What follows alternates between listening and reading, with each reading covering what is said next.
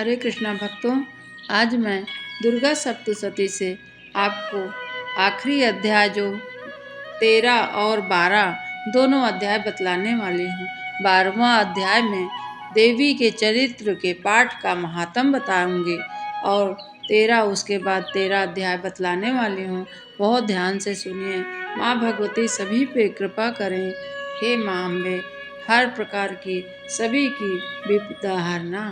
आइए शुरू करते हैं। इसके पहले भी मैंने जो वीडियो अपलोड कर चुकी हूँ 1 से लेके 11 अध्याय तक 3-4 भाग में मैंने बनाया है, वो आप ज़रूर देखिए, तब आपको यहाँ तक की कथा समझ में आएगी।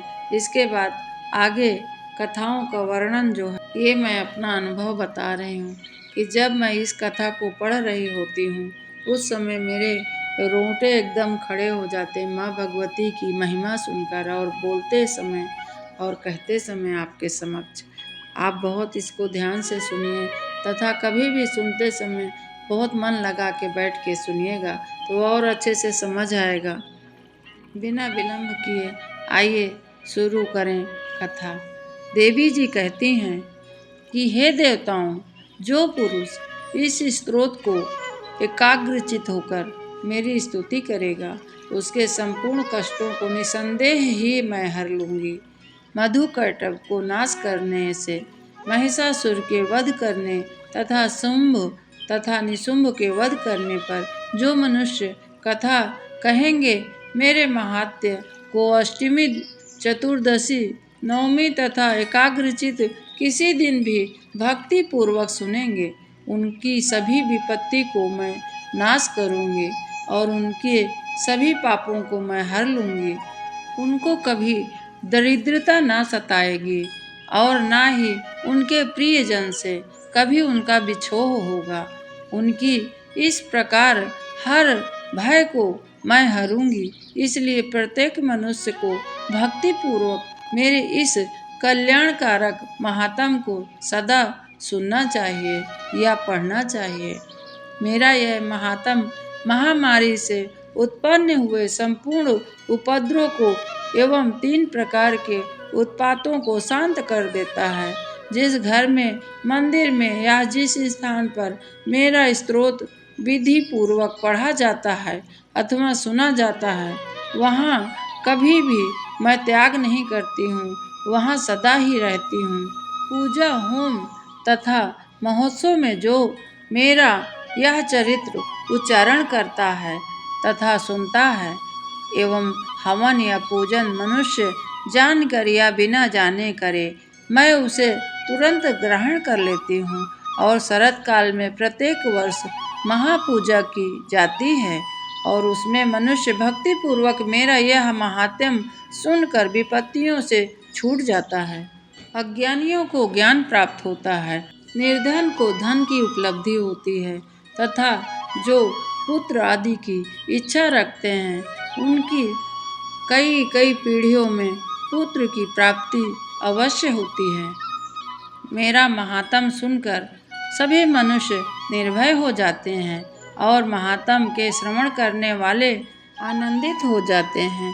सब कष्ट से उन्हें मुक्ति मिलती है तथा भयंकर स्वप्न दिखाई देना, घरेलू दुख या किसी प्रकार के बाल ग्रहों में ग्रसित बालकों के लिए यह महात्म परम शांति देने वाला है।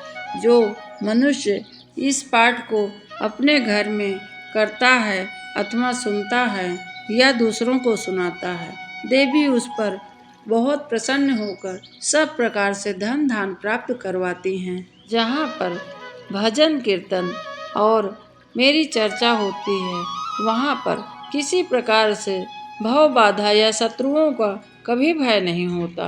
हे देवताओं, तुमने जो मेरी स्तुति की है अथवा ब्रह्मा जी ने जो मेरी स्तुति की है वह मनुष्यों को कल्याणमयी बुद्धि प्रदान करने वाली है। देवी कहती हैं अनेक प्रकार की कितनी भी बाधाएं हैं वो सब मैं हर लेती हूँ और मेरे भक्तों को मैं कभी किसी प्रकार का कष्ट नहीं होने देती हूँ। इस प्रकार प्रचंड पराक्रम वाली माँ भगवती चंडिका यूँ कहने के बाद वो अंतर्ध्यान हो गईं और संपूर्ण देवता अपने शत्रुओं के मारे जाने से बहुत प्रसन्न थे और जो बचे हुए राक्षस थे वो पाताल लोक में चले गए। हे राजन, इस प्रकार भगवती अंबिका नित्य होती हुई भी बार बार प्रकट होती हैं, इस जगत का पालन करती हैं, इसको मोहित करती हैं, जन्म देती हैं और प्रार्थना करने पर समृद्धि प्रदान करती हैं। हे राजन, भगवती का महाप्रलय के समय महामारी के रूप में वही धारण करती हैं और फिर वही संपूर्ण ब्रह्मांड को व्याप्त है और वही भगवती समय समय पर महाकाली तथा महामारी का रूप बनती हैं और स्वयं ही अजन्मा होती हुई भी सृष्टि के रूप में प्रकट होती हैं। वह सनातनी देवी प्राणियों का पालन करती हैं और वही मनुष्य के अभ्युदय के समय घर की लक्ष्मी का रूप धारण करके स्थित हो जाती हैं तथा अभाव के समय दरिद्रता बनकर विनाश का कारण बन जाती हैं। पुष्प, धूप और गंध आदि से पूजन करके उनकी स्तुति करना चाहिए। दुर्गा सप्तशती का यह 12वां अध्याय समाप्त हुआ। आइए जानते हैं 13वां अध्याय, और यह आखिरी अध्याय है।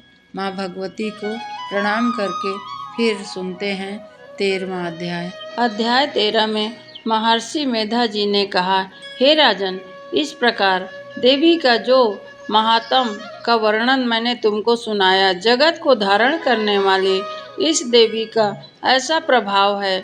वही देवी ज्ञान देने वाली हैं और भगवान विष्णु को इस माया के प्रभाव से तुम और यह वैश्य तथा अन्य विवेक जन मोहित हो जाते हैं। भगवान विष्णु के ही कारण भविष्य में भी मोहित होते रहेंगे। हे राजन, तुम इसी परमेश्वरी की शरण में जाओ। यही भगवती की आराधना करने से तुम्हारा तथा सारे संसार के मनुष्यों को भोग, मोक्ष तथा स्वर्ग प्रदान करती हैं। मार्कंडेय जी ने कहा, महर्षि मेधा जी की यह बात सुनकर राजा सूरत ने उन उग्र व्रत वाले ऋषि जी को प्रणाम करके और राज्य के छिन जाने के कारण उनके मन में जो अत्यंत ग्लानि हुई और वह राजा तथा वैश्य तपस्या के लिए वन चले गए और नदी के तट पर आसन लगाकर भगवती के दर्शन और भगवती की तपस्या करने लगे। नदी के किनारे देवी जी की मूर्ति बनाई तथा पुष्प, धूप, दीप तथा हवन के द्वारा उनका पूजन करने लगे। पहले उन्होंने आहार को कम किया, फिर बिल्कुल निराहार रहकर भगवती को बहुत पूजन करने लगे और मन लगाकर एकाग्रता पूर्वक उनकी आराधना करने लगे। वहाँ दोनों अपने शरीर के रक्त से देवी को बलि देते हुए 3 वर्ष तक लगातार भगवती की आराधना करते रहे। 3 वर्ष के पश्चात जगत को पालन करने वाली चंडिका ने उनको प्रत्यक्ष दर्शन दिया और कहा, देवी कहती हैं, हे राजन तथा अपने कुल को प्रसन्न करने वाले वैश्य, तुम जिस पर इच्छा रखते हो वह वरदान मुझसे कहो और मैं तुम्हारी इच्छा पूर्ण करूंगी। तब मार्कंडेय जी कहते हैं, यह सुनकर राजा ने अगले जन्म को नष्ट न होने वाला अखंड राज्य और इस जन्म में बलपूर्वक अपने शत्रुओं को नष्ट करने के पश्चात अपना पुनः राज को प्राप्त करने के लिए भगवती से वरदान मांगा और वैश्य ने अपनी संपत्ति से उसको विरक्ति हो गई थी। भगवती से अपने ममता तथा अहंकार के रूप आसक्ति को नष्ट कर देने वाला ज्ञान को देने के लिए कहा। देवी ने कहा, हे राजन, तुम शीघ्र ही अपने शत्रुओं को मारकर पुनः अपना राज्य को प्राप्त कर लोगे। तुम्हारा राज्य स्थिर रहने वाला होगा। फिर मृत्यु के पश्चात सूर्यदेव के अंश में से सावर्णिक मनु के नाम से इस पृथ्वी में तुम्हारी ख्याति होगी। और हे वैश्य, कुल में श्रेष्ठ, आपने मुझसे वर मांगा है वह आपको देती हूँ। आपको मोक्ष प्रदान करने वाले ज्ञान की प्राप्ति होगी। मार्कंडेय जी कहते हैं, इस प्रकार दोनों को मनवांछित वर प्रदान करके देवी वहां से अपना अंतर्ध्यान हो गई। इस प्रकार क्षत्रिय में श्रेष्ठ वह राजा सुरथ भगवान सूर्यदेव से जन्म लेकर इस पृथ्वी पर सर्वारिक मनु के नाम से विख्यात हुए। तो यह थी दुर्गा सप्तशती से अध्याय 13 की कथा, और आज यहीं समाप्त करके इस कथा को कल पुनः कोई और एक कथा लेकर आपके समक्ष प्रस्तुत करूँगी। तब तक के लिए धन्यवाद आपको कि आप बहुत मन से सब सुनते हैं। बहुत मेहनत लगती है वीडियो बनाने में। प्लीज़ आप इसे बाहर और भी लोगों को शेयर करिए। माँ भगवती आप सब पर अपनी कृपा बनाए रखें। इसी के साथ मैं अपनी वाणी को विराम देती हूँ। आप सभी को नवरात्रि की बहुत बहुत शुभकामनाएं। हरे कृष्णा।